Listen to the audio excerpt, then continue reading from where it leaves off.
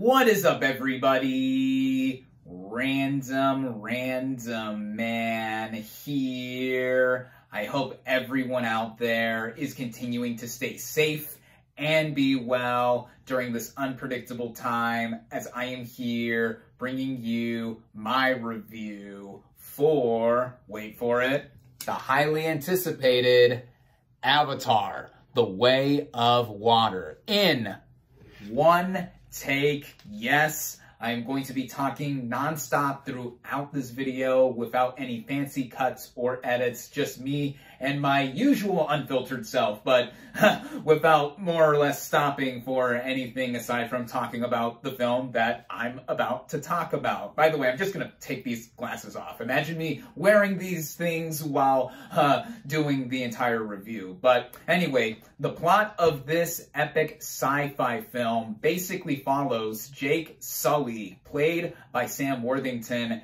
and his family as they explore the oceans of Pandora to meet the Mekaina clan. Now, there's a lot that can be said about this film going into it. And before I get into the rest of talking about this sequel to 2009's Avatar, I should talk about my thoughts on that original film, which I have right here, the 3-disc collector's edition on Blu-ray, and I did rewatch this film prior to seeing this long-awaited sequel, 13 years in the making, so to speak. And I actually did see Avatar back when it originally came out in its initial theatrical run.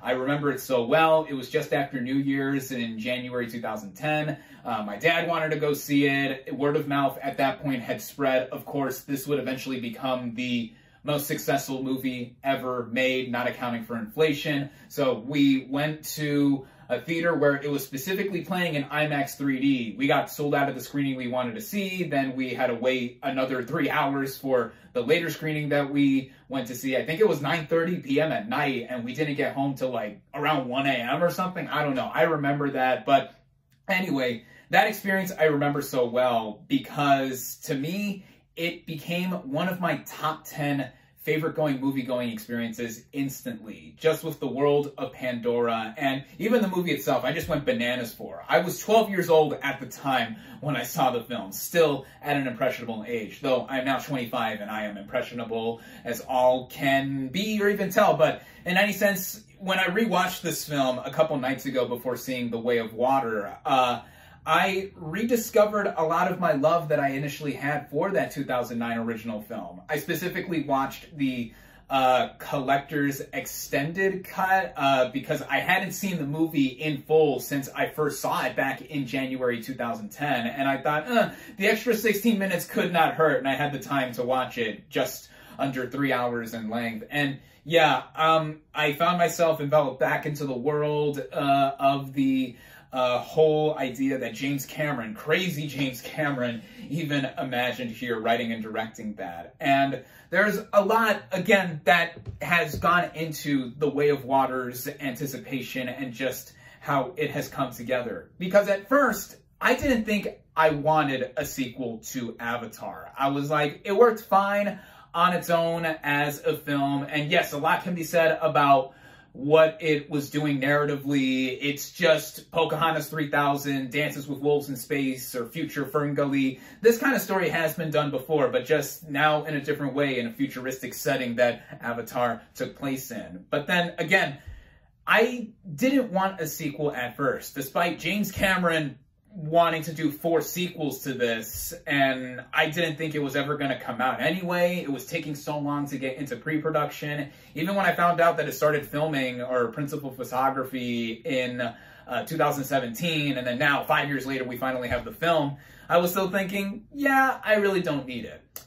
Then the first teaser of this film dropped in front of Doctor Strange and the Multiverse of Madness earlier this year, and just seeing not just the updated visuals, but just how we are exploring new depths, literally and figuratively, with The Way of Water, pun intended, I guess, as the movie is trying to parlay. I just thought to myself, okay, now I want this. Now I want this sequel. I want to go back to Pandora. And Yeah, so there was just a lot going into this that I thought that made me really want to see it after that initial teaser, all the reviews that were coming out for it, it recently getting nominated for a bunch of awards everywhere, the Golden Globes, Critics' Choice Awards, what have you, and yeah, all that was left to really say was that I finally saw it as I showed with my ticket, and I saw it in IMAX 3D last night, and just getting right into it, because this is already the big talking point that people are first talking about with this film, the visuals, the overall aesthetic and visual experience that this movie parlays. Now, first thing I want to mention, so yeah, again, I saw this in IMAX 3D, but it was quite a weird experience at first seeing it that way. What was cool is that I saw this film again with my dad. He took us to see it the first time. He took us to see it this time with the sequel. And, you know, it was at the same theater we initially saw the first film in too, before it became what is now an AMC dine-in theater. I treated us to burgers while watching the film. Yeah, that was all cool. When the previews started, or they were ending actually, the last two previews were actually played in 3D. It was the trailers for Guardians of the Galaxy Volume 3 and Ant-Man and the Wasp: Quantumania. And when we put our glasses on, we found something weird. I mean, we thought that the screen was like so blurry that we were seeing double vision. We were like, what's going on? Is it in 3D? It's like it had a shadow effect, seeing double, whatever. And then the movie started, and for the first 15 minutes or so, excuse me, we were thinking, what's up? Are they refocusing the screen while the movie's going, or what's happening here? But then my dad, before I guess we were going to go up to complain or something, I didn't want to get up because the movie already started, he decided to flip his glasses around, and then he did this, and he was like, oh, now this is proper 3D. And then I did the same thing, and I was like, yeah, whoa. And we got new glasses after I gave the ticket taker our glasses. He gave us fresh, like new in the packaging 3D glasses. And like, I guess we got a bum pack or something because we just had to do this to see the 3D the whole time. So what we did was that we broke the arms or the temples of the glasses and we just watched the movie like this. We were sitting upright straight anyway in the IMAX seats, and my dad wears glasses, so he plopped them over his glasses, no problem. And me, I was just watching it like this, no problem either, because we were sitting upright anyway. So yeah, in case you see, if you see this movie in 3D, don't just check the screen itself. Check the glasses that you have too, just to make sure there's no problems and you don't think you're going blind right away. But yeah, so that was that. But anyway, enough about that tangent right there. The visuals, the 3D of this movie, and just the overall art direction and production design here. It's an understatement to say that this is a stunning movie. And even people who weren't either fans of the first Avatar or even the sequel, most of them can say or do agree that this movie has such a vivid look to it. James Cameron has created a world that you do want to go to, set in the far future. And with the visual effects, I make no exaggeration or hyperbole by saying that this is one of the most visually stunning movies I've ever seen. And with me literally waiting half my lifetime to see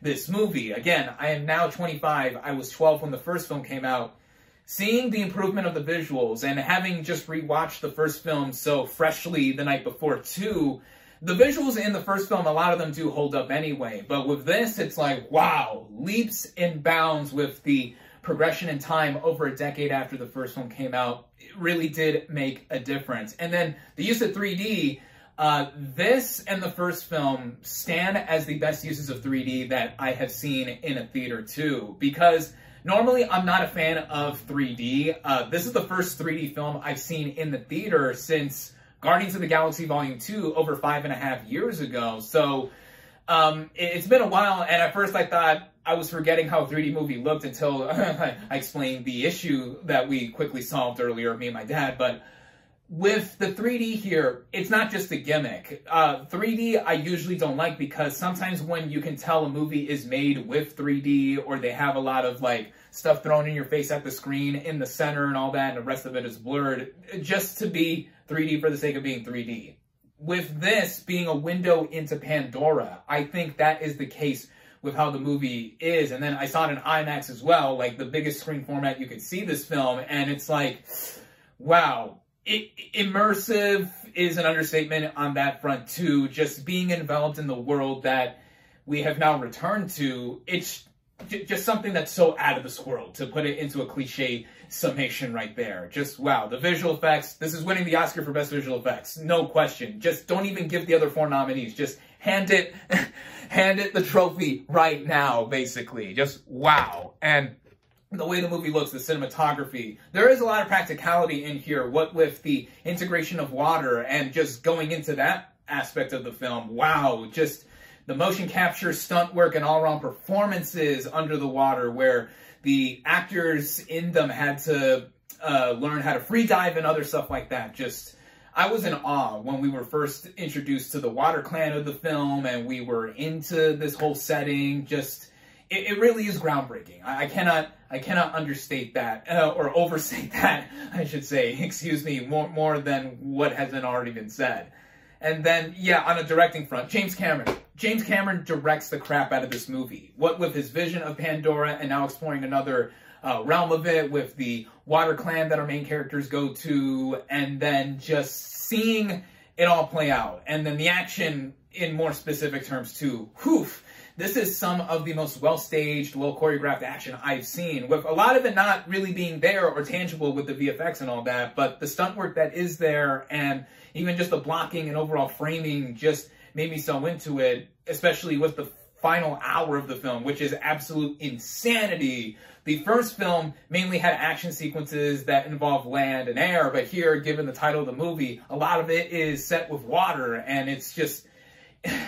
it's just such a trip, just such a rush to see it all play out too. And what with the movie being over 3 hours as well. I mean, this movie's 3 hours and 10 minutes, I believe, somewhere around there. It's around the same length as Cameron's own Titanic, and it's just, it just felt like the movie whizzed by in that final hour. I did feel the running time in that sense, to where I knew we were coming into the final hour with this whole elongated action sequence. That's what the final hour of this movie essentially was. It was just this big, long, stretched out action sequence. And even so, for the most part, I wasn't feeling the running time as it was all playing out. As now getting into the movie narratively, with Cameron not just being the sole screenwriter here, Amanda Silver and Rick Jaffa helped out, I believe, and then also just getting into some of the cast and their performances too. Like, for the, excuse me, for the most part, it all played out to a standard degree, I would say, but with me having just rewatched the first Avatar film so recently and now seeing the sequel, it stuck out in my mind really the one main issue I have with the film. And it's that it emulates the structure or certain happenings and actions like with what has done or what has been done before, where certain story beats happen, but now they're in a new context because our main characters, Jake Sully, Neytiri, and their family, they are now exploring a different place in Pandora. And then even with the villains too, like it feels like it was all paralleling a similar wavelength to the first film. Now, one could say, oh, you can make an easy comparison to Star Wars The Force Awakens basically being a New Hope 2.0 or whatever, and that'd be an easy comparison too. But I look at this on multiple fronts. On the one hand, it does make the story simple. Even if you don't remember the first movie that much, we get a quick refresher of certain things in the opening minutes of it, and then it makes it not hard to follow at all, even with all the different names of the characters and such in other terms. Yeah, there's all that. But then on the other hand, yeah, it did stick out in my mind because I watched the first film again so recently, and it was like, yeah, that's really the only thing I can be up in arms about and complaining about. And with that too, it also follows suit with the whole angle of themes, the whole environmental parts of this film that Cameron is emphasizing a lot here, but I don't think he's doing it in a way that beats you over the head so much. The first film was all about saving the forests. Here, it's our oceans and waters, and specifically with these whale-like creatures that one of the characters has a specific bond towards. I do think it's done tastefully. It's done more than tastefully. It's done well, and it's in service of the story that has a lot of heart with it too. And that goes into some of the performances, which I'm finally going to talk about. Sam Worthington as Jake Sully, I think, does a better job than in the first film here. Him now being a family man instead of being just ex-military, an ex-military type like in the first film trying to get his legs back. But now he's been integrated into his Na'vi body. And then Zoe Saldana as Neytiri again. I loved her in the first film. Her and Worthington do take a bit of a backseat in this film, but they're still great overall because most of the focus is on their children. And I think that was a natural progression, I would think, in theory, for these characters, or the story specifically, because it takes place over a decade after the first film where, Jake is now the leader of this Na'vi tribe, and then he has kids. He has 2 older sons biologically, a youngest daughter biologically, and then 2 other kids. One is an adoptive daughter, Kitty, who's played by Sigourney Weaver, and she has, her character has the same DNA as her character from the first film, but then there's also questions and talk about her true parentage and stuff. So you have this woman, Weaver I think is in her 70s by now, who's playing a young teenage girl. But honestly, I wasn't that bothered or distracted by that fact while watching it, because I think she has some of the more intriguing aspects of the film with her character and her whole spirituality there. And then the other adopted kid of sorts, or son I should say, is this one character named Spider, who is actually human, but hangs out with Sully's family so much, and then has a specific connection to the villain of the movie, once again played by Stephen Lang, but this time he is integrated into a Na'vi body with the same DNA of his character from the first, and then there's this whole arc here that is in connection with the character of Spider. There's more to that than what I'm letting on. Really don't want to say much else, but with that, it goes back into a lot of the same cheese that the first film had. Lang was basically a 1980s movie villain in an action movie in the first film, and then he's the same thing again. But here he's out for revenge. He's out for revenge to go after Jake Sully for what him and Neytiri did to him in the first film, killing him, but of course now he's back. But then there's also the whole aspect of the humans, or the sky people, coming back to the planet. Edie Falco plays the general who's in charge of all this now. We get some other returning players from the first film that, like our 2 main Na'vi parents, take a backseat. I mean, Joel David Moore, Dilip Rao, and other brief appearances by some former players or first film players. And then with the Water Clan, the 2 leaders of that clan are played by Cliff Curtis and Kate Winslet, who don't get much to do either, but I really like seeing them either way with their whole motion capture performances. The Water Clan have distinct looks compared to the Na'vi tribe that Jake and Neytiri are a part of. They have sea green looks, different facial features, their arms, they have like webbed wings so that they are able to navigate the water a lot better, which is cool. And with the performances, I think that for the most part, they're very, very good. Like with the younger kids, especially too. One of them, the middle son, has this connection that I mentioned earlier with one of these whale-like creatures, which is a part of the whole ooh-ah spectacle of the film too. Also the movie's heart. He also takes a liking to one of the Water Clan's daughters, the daughter of the leader, I should say. And really, my thoughts on this film are so discombobulated because, again, I just saw this 24 hours ago and I'm doing it all in one take because there's a lot to take in about this film. And as I mentioned, with how it is narratively, it really is done to a basic degree where it basically does the basic structure and template of the first film, doing it all again, a different thematic angle that we have. And then now it's with the Water Clan, and it's focusing on that whole climate and environmental aspect, even with one other subplot that involves a new character, a marine biologist played by Jermaine Clement, where they hunt these whale-like creatures. Again, the messages and all that is clear here, but I think that with what else is done here, mostly being a visual and audio-visual experience that we have, seeing this in IMAX 3D really gave me one of the best movie-going experiences I've had in recent memory. This and Top Gun Maverick, still my favorite movie of the year, are the 2 best movie-going experiences I've had all year in 2022. And other memorable aspects of the movie, on a technical scale, the cinematography, the original score, a lot of it does follow some beats from the original film. Again, having rewatched that so recently, there are some motifs and recurring themes that are here. The late, great James Horner really did such an iconic job with that first one. Simon Franklin, I believe that's how his name is pronounced. He composed the score here, and I thought that he did a good job both tributing Horner and also performing or composing some beats that I thought were memorable as well. Speaking of music, The Weeknd, I love The Weeknd, has an original song over the end credits, and I absolutely love that as well, just hearing his vocals, all that put together.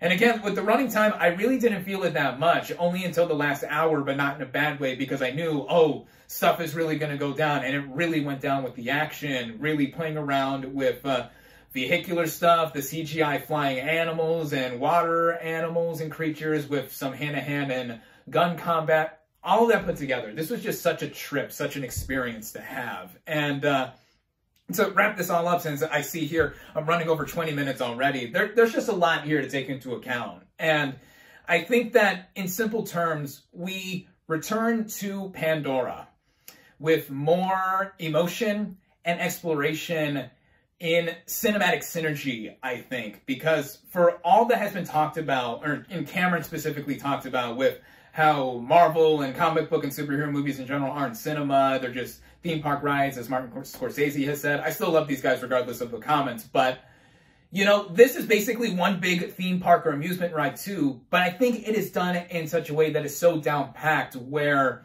James Cameron understands how to use the 3D technology, all the visual effects, all of that being put together, seeing in the way I saw it in IMAX 3D. I didn't see it in high frame rate, by the way. I know some screenings are presented in that way. I just saw it in regular IMAX 3D. I've heard split decisions about how that plays out. But anyway, yeah, that is how I saw it. And in the way it just was all going, I really was in awe with everything that I saw visually, and just so taken by being back in the world of Pandora. This is really one of the best cinematic worlds I've ever experienced. And with the sequels that we are supposedly getting, apparently the third film has already wrapped up filming and it's in post-production, and then whatever Cameron has planned for 4 and 5, honestly, I will be there for that. And I think for now, even as it stands, just as a sequel on its own, I think it does feel like its own story. Some parts are left open-ended to where we're going to find out what happens next, but I think that made it feel like it was a singular experience that also complemented the first film. And for those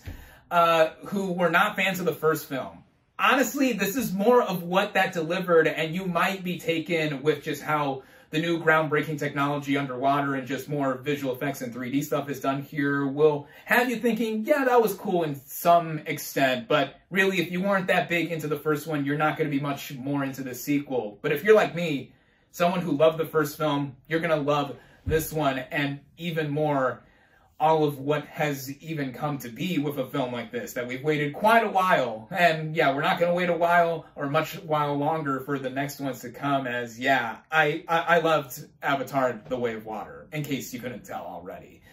This is one of my favorite movies of 2022. I highly recommend it. And as for my final verdict, and getting into my final verdict now, I'm going pretty big on this film. I'm going to say 4.5 out of 5 stars. I think that this has now become one of my top 5 favorite movies of the year, just giving one of the best spectacle-driven experiences I've had in a theater all year. And just even with all the heart and emotion that this movie does sincerely have, all of that put to... stupid car. All of the stuff, all of the sincerity that this movie has in every way, it just... I think it delivers everything that you can expect or want out of something that would just have you taken to another planet or another world like Pandora, literally. So there you go. That's my one take, my whole disjointed, discombobulated thoughts on Avatar: The Way of Water. Thank you all, as always, for watching. Be sure to like this video, comment on what you thought of Avatar: The Way of Water. Social media links in the description. Subscribe to my channel for more, and I'll catch you on the next movie review.